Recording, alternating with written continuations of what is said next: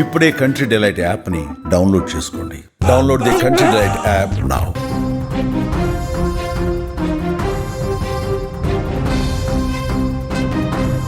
Breaking news చూస్తున్నాం. హైదరాబాద్ లో తీవ్ర విషాదం నెలకొంది. ప్రాణం తీసింది కల్తీ కల్లు తాగి ఇప్పటికే 4 మృతి చెందారు.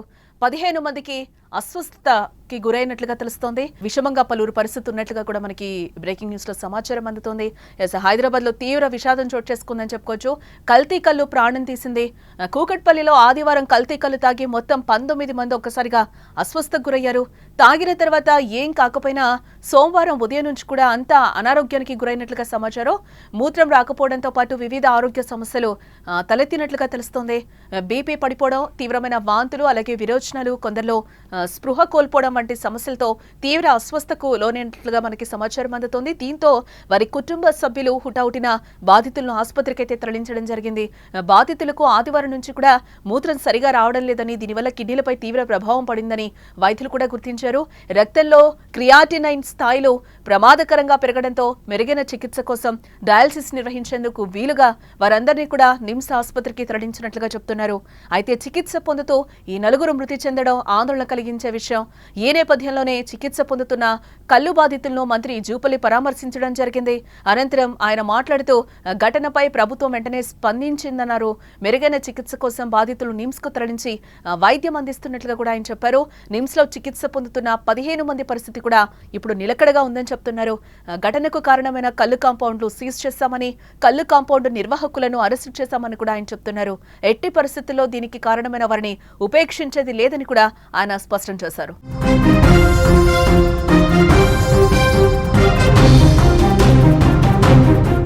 బ్రేకింగ్ న్యూస్ చూస్తున్నాం. హైదరాబాద్ లో కల్తీ కల్లు కలకలం రేపుతోంది. కూకట్పల్లి పరిధిలో కల్తీ కల్లు తాగిన కొందరు పరిస్థితి అర్ధరాత్రి విషమించినట్లుగా తెలుస్తోంది. కల్తీ కల్లు తాగి అస్వస్థకు గురై కూకట్పల్లి రామ్దేవరావు ఆసుపత్రిలో చికిత్స పొందుతున్న 12 మందిని మెరుగైన చికిత్స నిమిత్తం ప్రొహిబిషన్ అండ్ ఎక్సైజ్ శాఖ అధికారులు నిమ్స్ కు తరలించడం జరిగింది. కూకట్పల్లి సర్దార్ పటేల్ నగర్, ఇంద్రహిల్స్, కేపీహెచ్బి, ఉషా ముళ్లపూడి రోడ్లోని కల్లు కాంపౌండ్ లో శనివారం కల్లు తాగిన సుమారు 13 మంది విరోచనాలు, వాంతులతో ఆసుపత్రిలో చేరడం జరిగింది. సమాచారం అందుకున్న పీఎస్సీ చైర్మన్ అరికెప్పుడు గాంధీ బాధితులను పరామర్శించారు.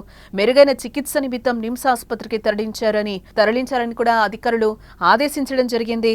మెరుగైన చికిత్స నిమిత్తం ప్రొహిబిషన్ అండ్ ఎక్సైజ్ అధికారులు బాధిత కుటుంబ సభ్యులతో మాట్లాడి వారిని 108 అంబులెన్సుల్లో నిమ్స్ ఆసుపత్రికి తరలించారు.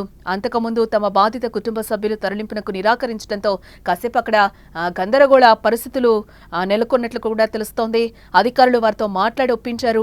నిమ్స్ ఆసుపత్రిలో ఇక్కడ లభిస్తున్న దానికన్నా మెరుగైన చికిత్స అందేలా చూసే బాధ్యత తమదని హామీ ఇవ్వడంతో వారు బాధితులు నిమ్స్ ఆసుపత్రికి తరలించేందుకు అంగీకరించారు.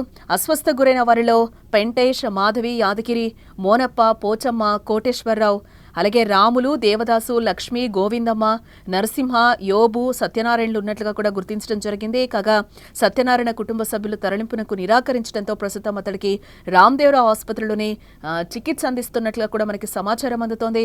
వీరిలో మోనప్ప పరిస్థితి విషమంగా ఉండడంతో అతన్ని వెంటిలేటర్పై చికిత్స అందిస్తున్నట్లు తెలుస్తోంది.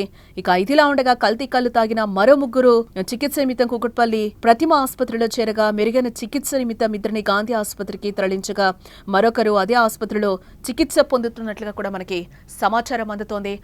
హైదరాబాద్ లో తీవ్ర విషాదం చోటు చేసుకుందని చెప్పుకోవచ్చు. కల్తీ కల్లు ప్రాణాలు తీసింది.